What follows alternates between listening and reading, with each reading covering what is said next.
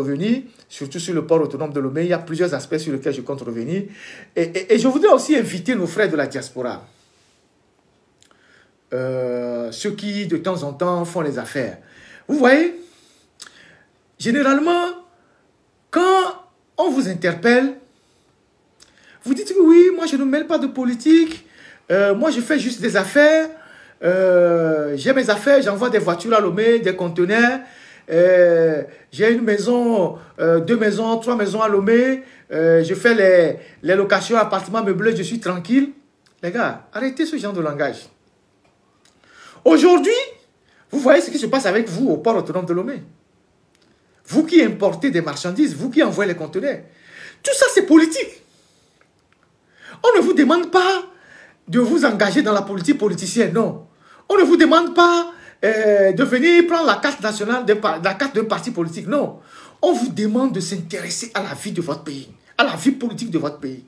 Tant que vous ne vous intéressez pas à la vie politique de leur pays, tant que vous ne vous posez pas la question comment les ressources de votre pays sont gérées, pourquoi j'ai ma maison à Kougan, il n'y a pas de route pour aller, pourquoi il n'y a pas d'électricité à Bakida, pourquoi j'ai ma maison, je ne sais pas où, à Zanguera, mais il n'y a pas de route, on n'a pas aménagé les rues. Tout ça, c'est la politique. Vous avez beau construire des maisons à Lomé, s'il n'y a pas de routes goudronnées, les taxes qu'on prélève sur les citoyens, les impôts que les gens payent tous les jours, s'il n'y a pas une bonne gouvernance, une gestion saine des finances publiques, de l'argent des contribuables, on ne peut pas faire des routes dans les quartiers où vous habitez. Aujourd'hui, vous grincez les dents parce que l'OTR est en train de vous pincer au port autonome de Lomé. L'OTR vous pince parce que la dictature a besoin d'argent. Et ça, c'est politique. La dictature a besoin d'argent pour alimenter tous ces réseaux. Une dictature a besoin d'argent pour se maintenir. Donc, où est-ce qu'ils vont trouver l'argent? Ils vont faire dans la mafia, dans les affaires louches, dans la drogue, et puis après ils vont imposer les impôts. Ils vont multiplier les taxes. C'est pour ça qu'on multiplie les taxes à Lomé. Aujourd'hui, on dit aux gens de faire les permis pour avoir les permis pour conduire la moto. Permis pour conduire une moto, en fait, c'est parce qu'ils veulent renflouer les caisses de l'État. Ils ont besoin d'argent pour payer tous les réseaux qui les soutiennent, pour entretenir tous ces réseaux. Les réseaux des pays à qui donnent de l'argent, les ambassadeurs qui prennent de l'argent, et les réseaux dans les renseignements qui pissent les gens pour eux, les écoutes téléphoniques. Ils ont besoin énormément d'argent pour surveiller tous ceux qui les combattent et consolider les bases de leur régime. Mais c'est pour ça que on n'a pas les recettes de toutes les sociétés d'État, parce que la grande partie des recettes des sociétés d'État passent dans les fonds secrets qui permet d'acheter des gens, qui permet d'alimenter les réseaux de renseignement, qui permet d'alimenter certains réseaux dans les pays, les politiciens véreux dans les pays qui vont plaider la cause du régime, les chefs d'État qui soutiennent le régime.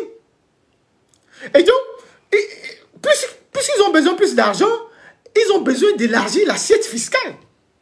Ils ont besoin d'imposer les gens.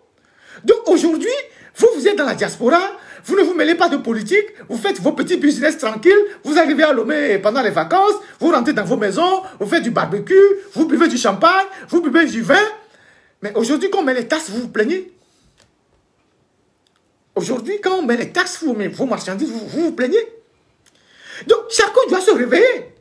C'est notre pays. Il ne suffit pas il suffit pas de dire oui, c'est quand on vous pince, vous, que vous essayez de vous réveiller. Le jour où on ne vous pince plus, vous êtes dans une vie normale. Non. Vous avez de la famille au pays. Vous avez des gens qui souffrent au pays. Vous avez des gens qui se soignent mal au pays. Il n'y a pas d'hôpitaux, il n'y a pas de dispensaires, il n'y a pas d'école, il n'y a pas de route. Tout ça devrait vous occuper. Vous préoccuper plutôt. Donc, il n'y a pas à jouer l'indifférent.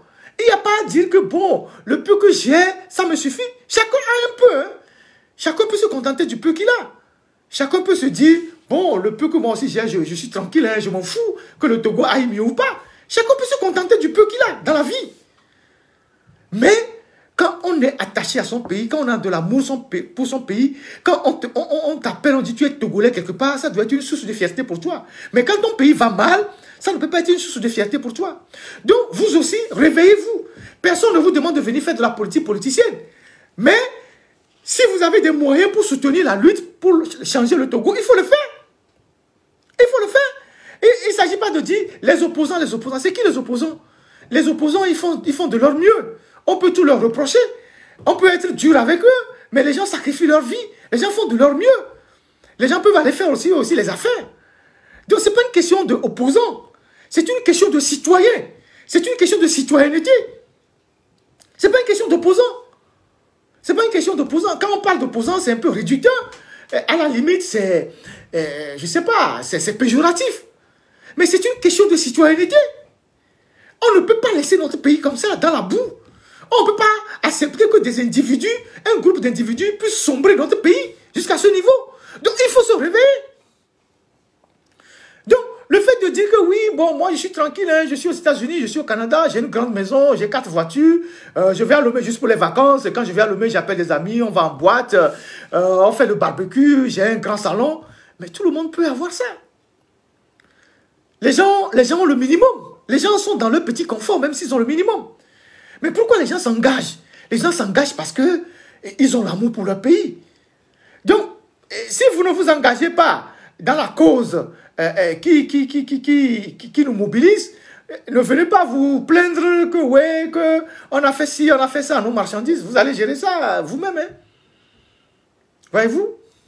Donc, voilà ce que je voulais ajouter avant de continuer les 2 derniers sujets de ce direct de ce jour. Et voilà.